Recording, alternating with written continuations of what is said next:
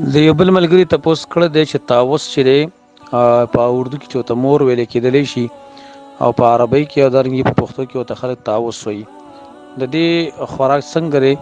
د حرام دی که حلال دی؟ جواب دا دی چې د طاووس په حرمت باندې په قرآن او سنت کې هیڅ قسم دلیل نشته دی او دا یاد لره چې اصل په اشیاء کې اباحت دی.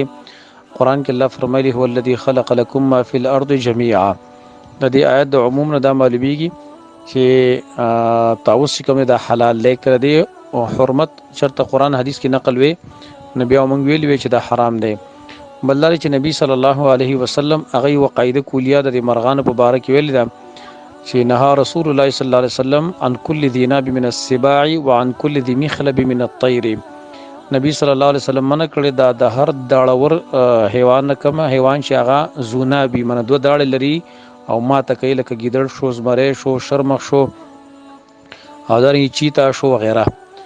او په مرغانو کې وان کل ذي مخلب من الطير او هر مرغه چې هغه پنجو والی په پنجو باندې ماته کوي. نو په دې قاعده کې طاووس چې کوم دی هغه سړي پورې داخليږي نه.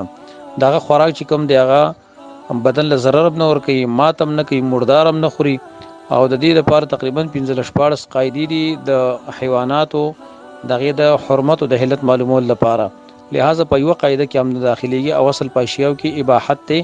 لہذا د طاووس په دلیل په حرمت باندې هیڅ قسم دلیل د قرآن او سنت نه هغه نشته دی.